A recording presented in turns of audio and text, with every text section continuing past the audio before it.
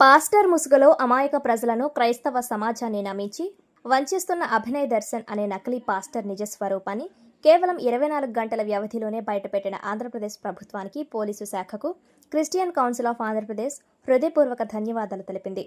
ఈ సందర్భంగా Christian council రాష్ట్ర అధ్యక్షులు మోసా అబ్రహాం మాట్లాడుతూ నకిలీ పాస్టర్ అభినయ్ దర్శన్ గురించి తీవ్ర ఆందోళన వ్యక్తం చేశారు.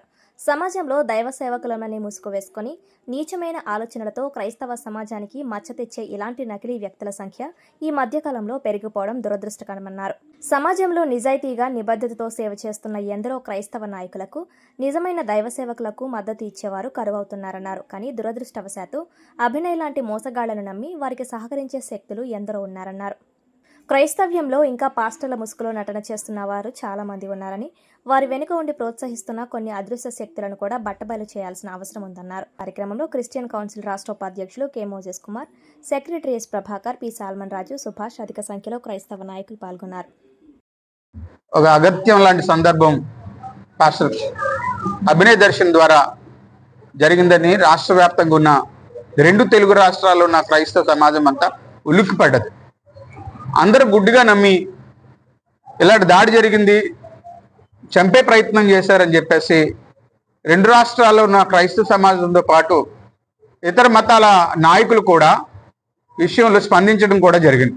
అయితే 24 గంటలు ముగిసే లోపలనే అక్కడున్న ఎస్పీ గారు స్పందించి అసలు ఈ సంఘటన ఎలా జరిగిందనే విషయాన్ని వారు బయటకు తీసుకొచ్చారు. ఆ బయటకు తీసుకురావడం ద్వారా అన్ని విషయాలు వెలుగులోనికి రావడం జరిగింది. ఎందుకు ఈరోజు క్రిస్టియన్ కౌన్సిల్ ఆంధ్రప్రదేశ్ తరఫున ఇక్కడ ఈ ప్రెస్ మీట్ నిర్వహించామంటే, ఇలాంటి అగత్యాలు నిర్వహించిన ఫేక్ పాస్టర్స్ని ఎవరు ప్రోత్సహించకూడదనేదే మా ఉద్దేశం. వారి వలన రాష్ట్రంలోనూ వివిధ క్రైస్తవ నాయకులందరికీ మచ్చగా ఉంటుంది. అంతేకాదు వీరు చేసిన ప్రయత్నం, ఆయనకున్నదే ముందు సినిమా ఫీల్డు, దాన్ని విడిచిపెట్టాడు, సంఘం అన్నాడు, దాన్ని విడిచిపెట్టాడు, ఇప్పుడు రాజకీయం అన్నాడు, దీన్ని విడిచిపెట్టాడు. దీని అంతటికీ మూల కారణం ఏంటంటే వ్యామోహంతో నడుస్తున్న ఆయనకి కొన్ని శక్తులు అతన్ని ప్రోత్సహిస్తూ ఉన్నాయి. ఆ శక్తుల వలనే కూటమి ప్రభుత్వానికి క్రైస్తవులను దూరం చేయాలనే ప్రయత్నంతో ఈ అభినయ్ దర్శన్ అనే మనుషుల ద్వారా, వారే కాదు కాకినాడ జిల్లాలో కూడా కొందరు ఉన్నారు, ఇలా నానా విధాలుగా అందరూ కలిసి ఈ కుట్రతో ప్రభుత్వానికి దూరం చేయాలనే ప్రయత్నంతో పనిచేస్తూ ఉన్నారు. ఇలాంటి సందర్భంలో రాష్ట్ర ముఖ్యమంత్రి వారి నారా చంద్రబాబు నాయుడు గారు, మా ప్రియతమ నాయకులు, క్రైస్తవులంటే ఇష్టపడే నాయకుడు మంత్రివర్యులు నారా లోకేష్ గారు, యావత్ టీం, సానా సతీష్ బాబు గారు, కొడాలి విజయ్ గారు అద్భుతమైన స్థాయిలో క్రైస్తవుల పక్షంగా పనిచేస్తున్నారు. ఈరోజు మేమెందుకు ఈ సందర్భంలో ఇలా నిలబడి మాట్లాడుతున్నామంటే, ఇతని వెనుకన ఎవరైతే ఉన్నారో వారిని వెలుకు తీయాలి. కేవలము ఈ సందర్భాన్ని కాకుండా, ఆయన మీద దాడి అనే సందర్భంలోనే కాకుండా దాని వెనుకతలు పనిచేస్తున్న, అతన్ని డబ్బులిచ్చి ప్రోత్సహిస్తున్న కొన్ని శక్తులు పనిచేస్తున్నాయి. అవి కూడా త్వరలో నేను మా కాకినాడ ఎస్పీ గారికి వారెవరనే విషయాన్ని నేను కూడా బయలువెళ్ళం చేస్తాను.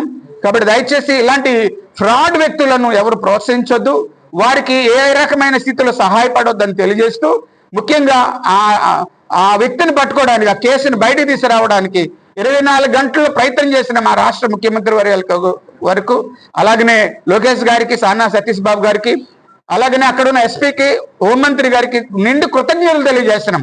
ఒకవేళ వారే ఈ కేసును త్వరగా బయటకు తీసుకురాకపోతే రాష్ట్రం అల్లకల్లోలం అయిపోను.